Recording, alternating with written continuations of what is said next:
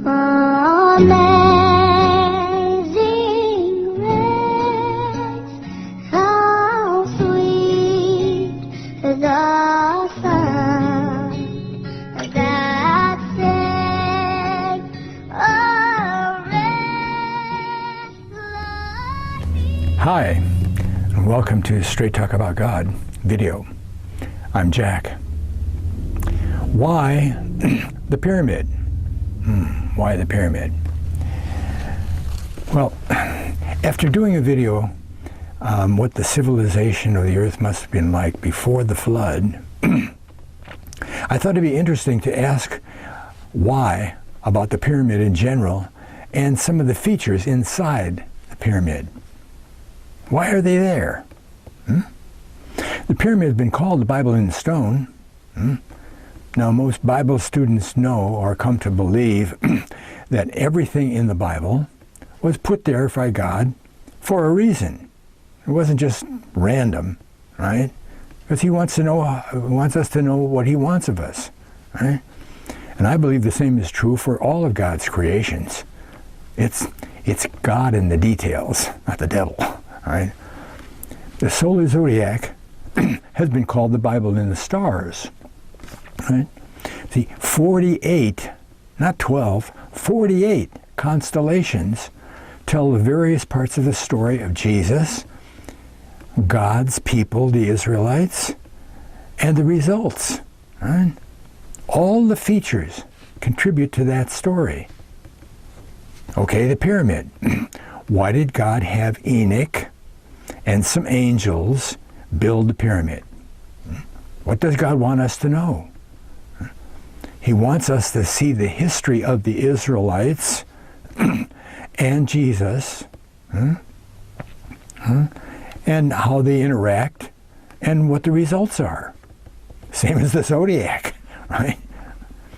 So let's take a tour of the inner passages of the pyramid and see what God had wanted us to see. You know, God always does something supernatural, supernatural, to help us believe what He says and what He does. Okay? I mean, look, how are we to believe that Jesus is really the Son of God? How do you prove that? Right? It wasn't because of His miracles, was it? It was because He was the only person in all of history who died and then was brought back to life without human intervention.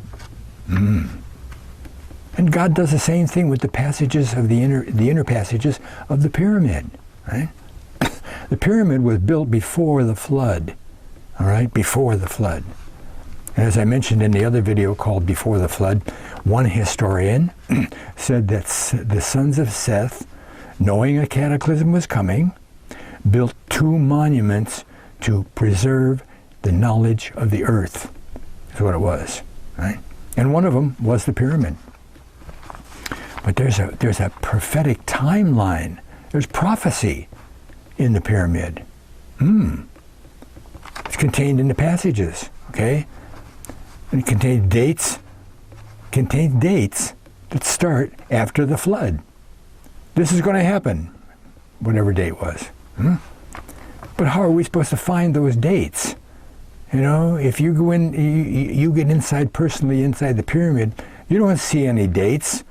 It doesn't say, 1941 on the wall, right? The pyramid contains only one mark that wasn't fraudulently put there by a guy named Colonel Weiss, who just wanted to make a name for himself. Weiss. Ironic name for him too, right? And that one mark is a simple scored line. Just one line on both sides of the downward passage. That's all. Nothing else in there. It's down about 482 inches from the entrance to the pyramid. I've got a little overall chart here. Show you that. You see, you got the downward passage, and there's the scored line right there. Scored line, 482 inches. Right? Go down the passage downward here, and it levels out to go into the pit. There's the first upward passage, and then there's the grand gallery into the king's chamber, and down here is the queen's chamber. And here's the thing called the well shaft. We'll get to that in a minute.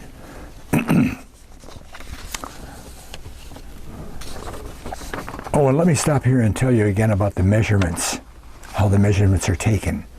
The pyramid contains 2 units of measure. Okay? There's a pyramid inch and a sacred cubit. And the pyramid inch is just a few thousandths of an inch longer than our present inch. Our present inch came from that, but over the years it got shorter. Right? And the sacred cubit is 25 of those pyramid inches. And that's what we use to build a pyramid. Okay? And it's what we use to determine the dates. The dates. Okay? And we'll see that each inch represents a year. Simple. Each one's a year. Until we get to the top of the passageways, and then it changes to a month for a year instead of a year. So that scored line then is 482 years away from the entrance, from the date of the entrance. But how are we going to find that out? How do we find out what date that is? Eh? Well, I like to call the scored line God's signature. Signature. Because he does his supernatural thing again, right? But it's this line that tells us the starting date by which we can measure all the other dates of the prophecies, right? Okay. And again, he does something supernatural at a time before a certain heavenly alignment occurs. God tells us about it's going to happen. Huh? Okay, we'll see that. Remember, it was built before the flood. Okay? You see, the earth, as it spins, it has a wobble in it. It just wobbles just a little bit, like a top. It's starting to slow down, and it kind of wobbles as it goes. Well, the center line of the earth, due to that wobble, the center line forms a circle out in the heavens. Right? It isn't a straight point, it's a circle. Okay? And what happens is the result of that is that every 2,000 years, a North Star changes to a different North Star. Okay? Well, the downward passage levels out and continues to the pit. Okay, we saw that. And at that point, we can take a measurement. Anything that new happens, we're going down the passage and there's something new that happens, you can say, okay, we'll measure from here to there and see what that is. Okay? That's the way they measured everything. Okay? Well, at the point where it levels out, it's 4,144 inches, years, from the starting date at the entrance. Once we know the starting date at the entrance, but we don't know that yet. How do we do that? Okay? And it's a long way down, okay? That passageway is only roughly 4 feet square, right? You can't stand up. You got to get on your hands and knees and walk down, get down it, right? It's like a very long pipe, you know, longer than a football field, okay? Again, starting passageway goes here, down there, down there, down there. It levels out and goes to the pit, right? The pit, okay? And there's the scored line, right there. Right? You see that scored line? Got it. Okay.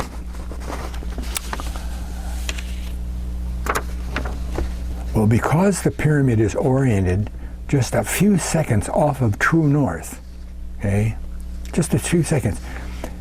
Once every 26,000 years, it's because of the wobble again, the North Star will shine all the way down to the very bottom, over a football field along, all the way down from the entrance to the bottom. If it's 1 year before or after, it doesn't do that. There's only 1 year in 26,000 years, 1 year all the way down to the bottom. Okay?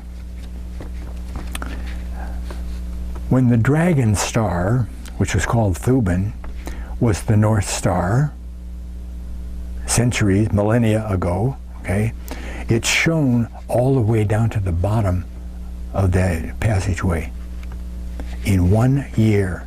And the only year that it could do that was 2141 BC. Now we've got a date, okay? 2141. What are we going to do with that? Well, we can confirm that by noticing that the scored line, when they made that travel out into the heavens, it hit Alcyone in the Pleiades. Pleiades is mentioned in the Bible. And that's the constellation of Taurus, Pleiades, okay? So now we have a starting point for measuring the rest of the passageways. So the scored line is 2141 BC, and you can back up to the entrance, and it comes out to be, what, 2623 BC. And then we can go down and say, well, now, 1,000 years later at whatever. Right? So generally speaking, the downward passage symbolizes the pathway for humanity to the pit. To the pit. We're all going to hell. We all start out going to hell. Downward into the pit. You know. But there's also upward passageways. And the Great Pyramid's the only one with upward passageways. None of the other pyramids have that. Okay? There's a way up. Okay? Well, we don't have to go to hell. We can get up. Okay? Okay? The Israelites were in bondage in Egypt until they became grown enough to be in number that they could be called a nation. See, that was God's plan, to make them strong enough to take possession of the promised land. Jacob and his family couldn't do that, so God put them down in Goshen, the very best place in Egypt, and they grew to almost 3 million people when the Exodus came. But now we're ready to see the date of the Exodus. And there's a lot of different dates in books, the 1400s all the way down into the 1200s, right? But the pyramid, because of God's work on it, you know, his signature, he placed the date in there, and all the other dates are wrong. Okay?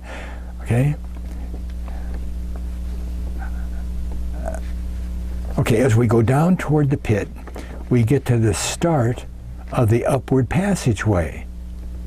Well, that's something new, so now we can take a date, can't we? So we go from the scored line, and we go down and we measure to the upward passage. And remember, the scored line is at 2141 BC. 2141. 2141 down to the beginning of the upward passage, okay? Scored line down to the beginning, and you notice there's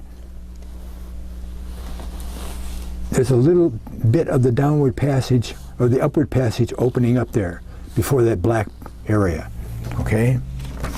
Well, when that happens, we take a measurement and we come up with 1453 BC. That's when the Exodus happened, 1453. Okay?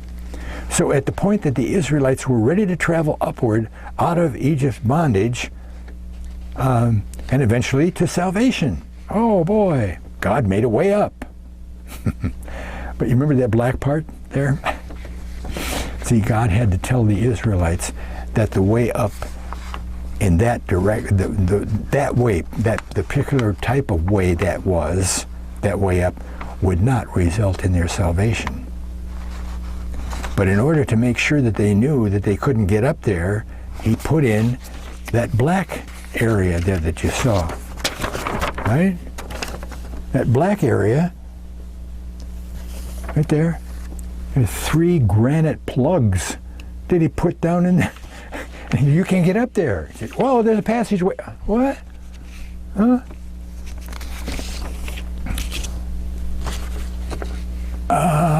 15 feet. The passageway is there, but it's useless for upward, okay? But he even originally installed a sealing stone. That's where there was that little space before in the plug. There's a little space where you can see that there's an upward passage, but it was covered with a stone. And when it was covered with a stone, you couldn't see that there was a passage there, right? Eh? See, what happened was an Arab prince, Al-Mamun, around 800 AD, I think it was, he was going to get the king's treasure, see? But he couldn't find the door to the pyramid. He couldn't find the door, so he just started to batter his way in, you know. And as he got inside some of the casing stones, they heard a big clunk. Boom. What was that? That was over. Oh. So they started to tunnel that way, and they found the passageway. And then they could go up from where they tunneled in, and they got up to the doorway. You know, the door wasn't locked. It was just closed, and they couldn't find it. See? The sealing stone fell out, and they found that upper passageway, okay, later on, okay?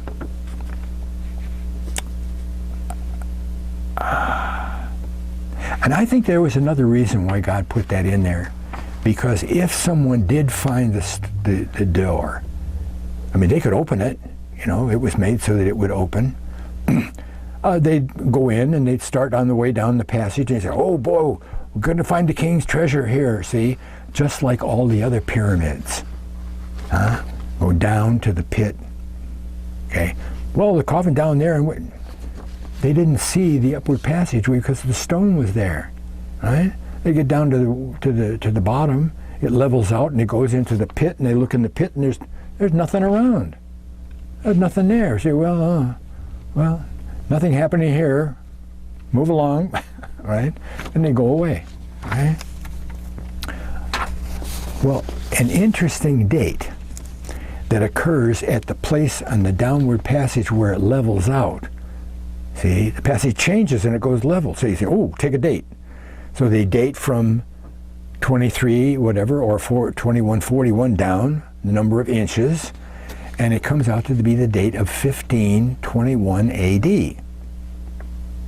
I don't know whether you remember anything about that date, but it was the date that Martin Luther kick-started the Reformation. That was an important date for the Israelites to know. Beside the rest of the world, you know. I mean, it was mostly the Israelites from the lost tribes that were in Northwest Europe and the British Isles at the time, right? And if we back up to the place where the roof line of the level passageway would hit the downward passage, we get to another date that's interesting, 1440 AD. See that? You take oh, that's a different one here. So you got the downward passage, and then it levels out and it goes level. That's the upside down room, into the lower chamber and then the pit, okay?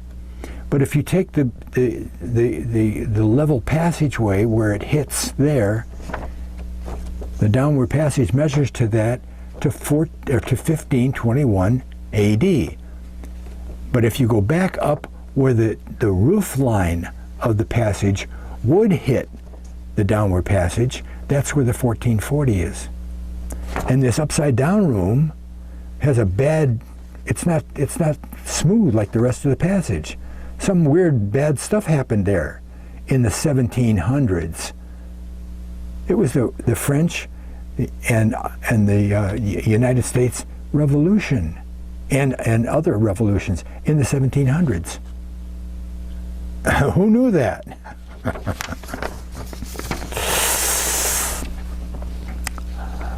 Okay, well, now we've got a period of enlightenment, haven't we?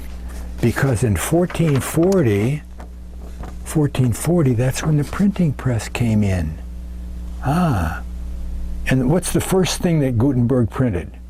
The Bible. And so from 1440 to 1521, everybody was able to read the Bible. And somebody said, wait a minute, they've been telling us a bunch of lies here. Huh? And Luther was preaching the, whatever, okay? Call it the period of enlightenment. Now that people are enlightened, they're going to say, well, wait a minute. We want to know more about Jesus, and we want salvation through what the Bible says. How do you get that? Right? The well shaft. The well shaft. You remember the well shaft? Remember that well shaft? You go back up from the level place to where the well shaft comes out of the wall, and then it goes all the way up. It's a hard way up, too. You get to a grotto in here, about 2/3 of the way up, and then it breaks out right at the beginning of the Grand Gallery. Okay, we'll see that later on. Oh, where are we here? Okay. How far back do we go from 1521? We go back 286.1 inches. A very important number. We'll run across that several times. 286.1 inches. Okay? And we find that on the west side is that hole in the passage. And again, it's a rough passage. There's a square hole, but the passage is rough. Okay? It's not built in like that. I don't know, maybe it was there already. Whatever. Okay? And then again, it breaks out into the beginning of the Grand Gallery. It literally busts through the wall and breaks out. It's a cataclysmic something, okay?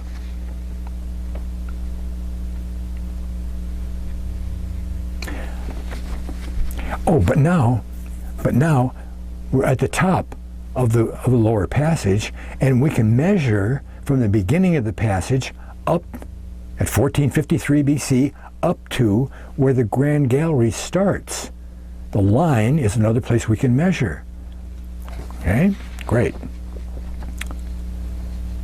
But this answers the question. It answers the question, why did God design this wonderful Grand Gallery? Huh? All the other passages are very small, hands and knees, you know? And all of a sudden, boom, huge thing, okay? I mean, you can't even stand up in the other passages. Okay? And if God intended all those other passages to be small, well, why have the Grand Gallery? Okay? This Grand Gallery opens up 286.1 inches.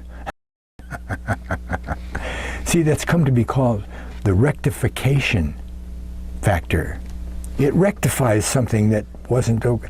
You're in this small passage on your hands and knees, and all of a sudden that depression is rectified by the Grand Gallery. Whoa! And the main reason why Al-Mamun couldn't find the door, okay? I mean, the seams between the blocks of stone, you couldn't put a knife edge in there, as I said in the other video. But he couldn't find the door. He couldn't find it because God played a trick on everybody and put it over to the left by 286.1 inches. Okay? He was looking for the center line of all the other pyramids. So he looked at the center line, and he drove in, you know, hammering and whatever else to take the stones out and everything, and there was no passageway there. Until he heard the clunk, clunk. Okay. Oh, 286, 86, I lost my place here. Okay, so the first blocked passage, blocked by God, was there to tell us we can't reach salvation for that way, right? Even if the plugs weren't there, he wanted to tell you that you can't reach salvation by going by this manner. Stoop down under what? Under the law. Under the law. Okay?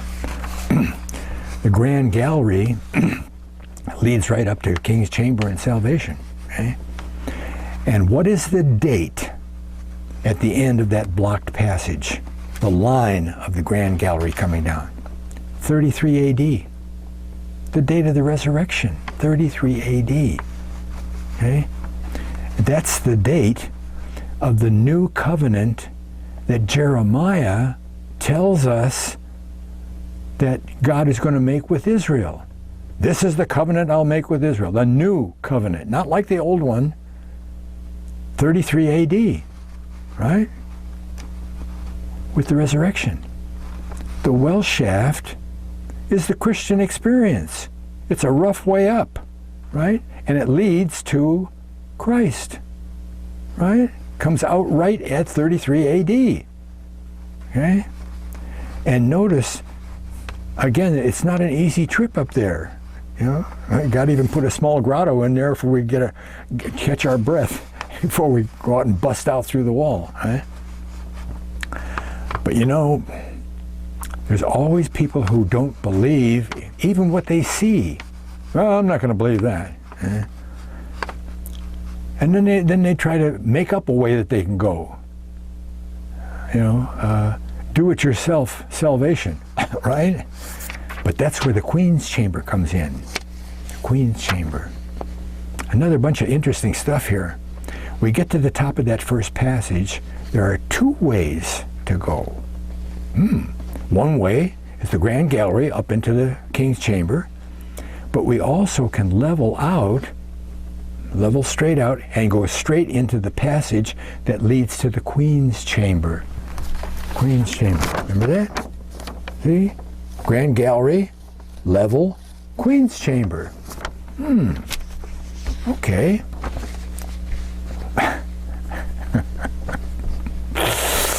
A lot of people have said that's the same as salvation by works, right? Dr. Gene Scott used to always remind us, quote, when God repeats himself, pay attention, right? Remember those granite plugs at the beginning of the upward passage, right? God said, you can't go this way. Don't try to go up this way, you can't do it. Then he repeated himself at the top of the passage because he put stones that blocked that passageway. Right? When the stones were there, in place, you didn't even know the passage was there. You bust out of the well shaft and there's the ramp up to the Grand Gallery, and you go through the Grand Gallery, and who knew there was a Queen's Chamber? Somebody figured out that they could take those stones out of there for some reason. They took them out. Oh, there's a Queen's Chamber here. Wow.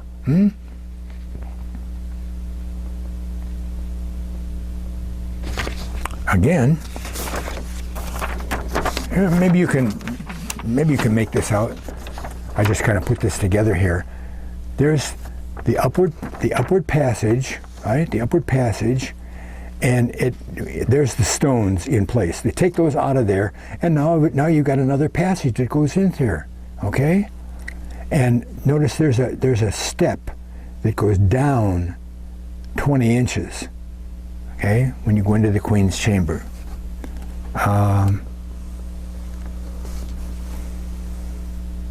20 inches, okay, step down. So we have actually three different ways that we can measure in there. We can take the floor of the Queen's Chamber that goes under the step out, and we can take the floor of the actual chamber, the actual passageway itself. That goes out, and both of those lines go out and hit the upward passage down below where the line from the Grand Gallery comes in. So they're down below that. Those two lines come out. Okay? Let me see. And something very extraordinary happens when we take those lines and make them cross the upward passageway. Okay? And this is not the place to detail all the complicated picture just with this little graph here, but I'll tell you that when those two lines come out of the chamber floor and the passage floor, and when they intersect the upward passageway, they're joined by the downward line of the beginning of the Grand Gallery. And now we've got 2 points here, and then the Grand Gallery, and it forms a little triangle. Oh, triangle. And the Grand Gallery is the base of the triangle. The triangle sits on its side with the hypotenuse, and then the Grand Gallery forms the base of the triangle. Okay?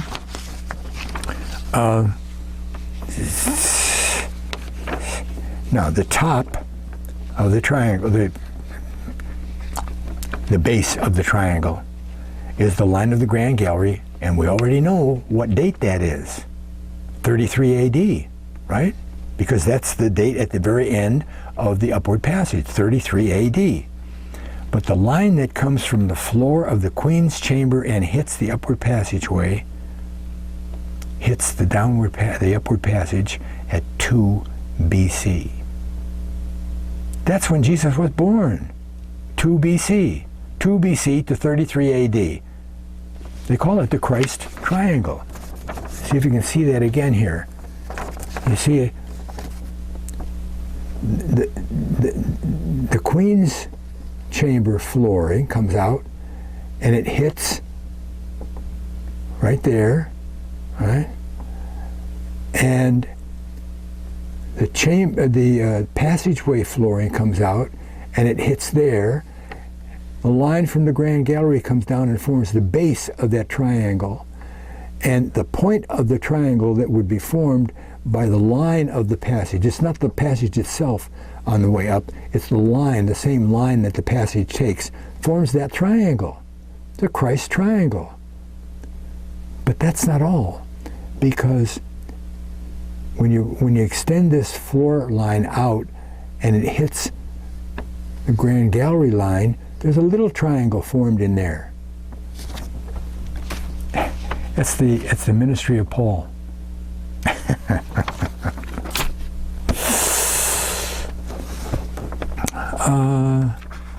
Let's see. I'm losing my place here. Right, 2 BC, the well shaft. Okay. So it's all about Christ again, right? And watch this. When you place that triangle on the front face, the north face of the pyramid, so that the hypotenuse travels out to the northeast, that line goes all the way out to the northeast, it hits Bethlehem. It hits Bethlehem. Who was born in Bethlehem? See, in reality, the Great Pyramid is doing the exact same thing that the zodiac does. The pyramid is all about God's chosen people, their interaction with Him, and the result of that action. And of course, all the spillover to the rest of the world, right? God even went as far as to tell us that Jesus was the way. And He put it in the king's chamber, right? Who in the Bible, when in the Bible, does the queen make salvation to God's people available? The queen doesn't do it. Athaliah she didn't save God's people. And Esther, when she was the queen, she didn't save God's people. She had to have the king do it, right? It was the king that sent out the edict. She just said, gee, okay. There is no salvation in the queen's chamber. One has to present oneself to the king. Okay? So now God's people and the rest of the world have the means to make it into God's kingdom, as Jesus, Paul, and all the apostles preached. Go into the world and preach the gospel. What gospel? Of the God's kingdom coming. Not the gospel of salvation. Jesus didn't preach the gospel of salvation. Okay? I've got 3 or 4 videos on the preaching of the kingdom by Jesus and apostles and all that. Now, at the top of the Grand Gallery is what's called the Great Step. Great Step. And it rises a bit over 35 inches, and it denotes AD 1844. Okay? I'm going to leave that alone. But the top level of the step is almost 62 inches long. Right? But another very interesting feature comes up right away. I mentioned it earlier. The limestone after the Great Step changes to granite. Well, something happens there. There's a measurement you can take. Yeah, that's true. But that's a radical change. That's like the well shaft is a radical change. It's not a regular, okay? So we have another measuring point. And the fact of this abrupt change led researchers to agree that the measurement ratio probably changed. So they tested that out. And they found that it should be 1 inch for a month instead of 1 inch for a year. Oh, okay. What changed their minds was the fact that when they tried that, the 2 low passages that lead into the King's Chamber denoted worldwide depressing events. Here's a small drawing of what we're talking about here. You see that this is the Grand Gallery, and that's the end of the Grand Gallery, and there's the big step, and then there's a low place that you have to go. You can't just, you got to go low. And then it goes into this little room here, and then there's another low place before you can get to the King's Chamber. All right? Well, when they measured those distances of the 2 low passages, they found that the first one started at 1914 and ended at 1918, November 1918. That's the First World War. First World War. That's a depressing world event, isn't it? That involved a lot of Israelites. All of the Western allies are the lost tribes. Okay? And from there, one goes into the room where you can stand up in that map room, and we'll get to that in a second. But before going into the King's Chamber, we've got another low passage. You got to get back down on your hands and knees, right? And when they measured that by 1 month to a year, 1 month to an inch, they came out with the years, the general period of years. That was the Great Depression. The Great Depression, right? It ended in 1936, where you go into the King's Chamber. Right? Now, the map room, or the antechamber. This is where they found the pyramid inch and the sacred cubit. Right? Somebody didn't just make that up and say, well, I think it was this. Right?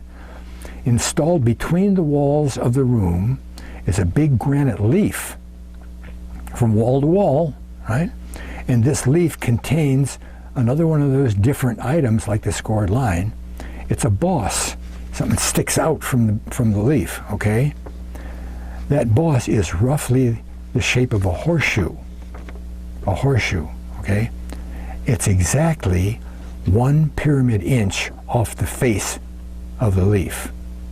And when they measured around the horseshoe shape, they found 25 of those pyramid inches, right?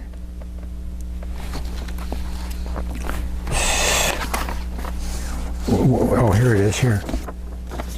Okay, so you've got you got the leaf here. This is the map room, and that's the leaf, and you can kind of see a little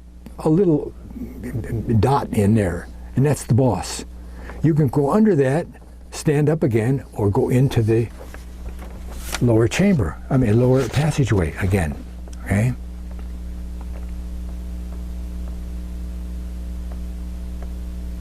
And they found a very interesting number when they drew a circle around the inside of the room. I mean, they measured everything they could measure, every possible thing. So they measured from one wall of the map room to the other wall of the map room and say, well, that's the diameter of a circle. What's the circumference of that circle? It was 365.242 pyramid inches. Our year. They call it the Enoch circle, right? And in the other video, I even said that the Egyptians called the pyramid the Pillar of Enoch, right? Enoch built the pyramid, the angels, okay? Well, we're going to end with just one more fact that God wanted the world to know and the Israelites to know, okay? In the king's chamber, there's only one item, just one item. It's the coffin that all the treasure hunters wanted to find the king's treasure, and they were sadly confronted with an empty coffer. That's what they call it, a coffer, right? Coffer. So here's the king's chamber, and there's nothing in it but a stone, lidless box. Big deal. Nothing happening here. Move along. It turns out that the volume of that stone box is the same as the Ark of the Covenant. Another, But it's supposed to be a coffer. Okay. So we get into the king's chamber, and the king isn't there. Right? The coffin is empty. And that's just one more way that God is telling his people and the rest of the world that what he's done for them, right? Since the beginning of the well shaft down at 1159 AD, God has preached, in quotes, preached Christ to his people, right? He mentioned Jesus' birth, resurrection, and now 3,000 years later, God demonstrated his power by telling us again, Jesus is raised from the dead. Remember Thomas Aquinas? He said that we only need one proof of the resurrection of Jesus. One proof. Quote, the tomb is empty. And it is. It's empty. Thanks a lot for watching. God bless.